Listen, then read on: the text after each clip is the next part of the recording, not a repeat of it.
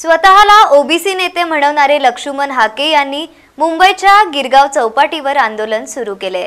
महाज्योतीला निधी मिळत नसल्याचा आरोप करत लक्ष्मण हाके यांनी थेट समुद्रात जलसमाधी आंदोलन छेडले। महाज्योती योजनेच्या निधीअभावी ओबीसी विद्यार्थ्यांचे भविष्य अंधारात जात आहे असं म्हणत हाके यांनी थेट समुद्रात उतरून आपल्या संतप्त भावना व्यक्त केल्यात।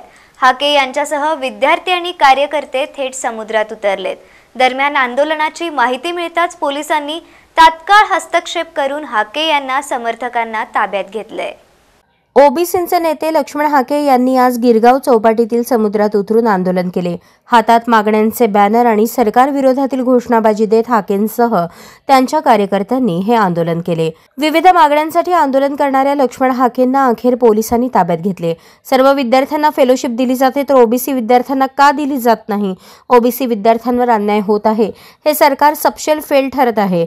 अजित पवार निधी का देत नाहीत असे अनेक प्रश्न त्यांनी यावेळी उपस्थित केले। दरम्यान पोलिसांनी हस्तक्षेप करत लक्ष्मण हाके यांना उचलून थेट गाडीत टाकले। आमचे ओबीसी आंदोलन वेळोवेळी या महाज्योती अंतर्गत येणाऱ्या पीएचडीच्या मुलांना नोंदणी दिनांकापासून सलगशीर मार्गाने मीडियाच्या माध्यमातून या सरकारसमोर प्रश्न मांडण्याचा प्रयत्न केला। पण अजितदादा पवार यांच्या कार्यकर्त्यांनी आमच्यावर पर्सनल टीका केला।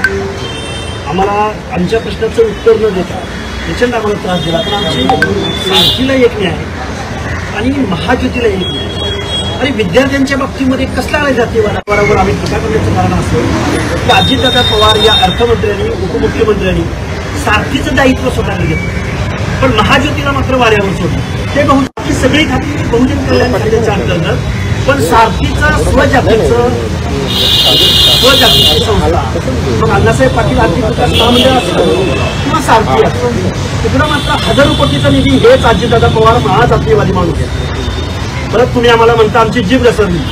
आम्ही वेळोवेळी सनदशीर मार्गानं आमची भूमिका मांडत असताना आमचे पीएचडीच्या ज्या मुली आहेत, जे स्टुडंट आहेत, पुण्यापासून मुंबईपर्यंत चालत आले तरी सुद्धा या महाराष्ट्राच्या मुख्यमंत्र्यांना किंवा महाराष्ट्राच्या उपमुख्यमंत्र्यांना अजितदादा पवारांना या गोष्टी अजूनही कळलेल्या नाही। काल परवा अजितदादा पवार सारथीची बिल्डिंग बघायला पुण्यामध्ये गेले। त्या बिल्डिंग समोर थोडंसं पाणी साचलं तर हाच अजितदादा पवार त्या पीडब्ल्यूडीच्या अधिकाऱ्यांना झापतो, पण आमच्या महाज्योतीच्या संस्थेला 1000 स्क्वेअर फुटाचं एक कार्यालय सुद्धा दिलं।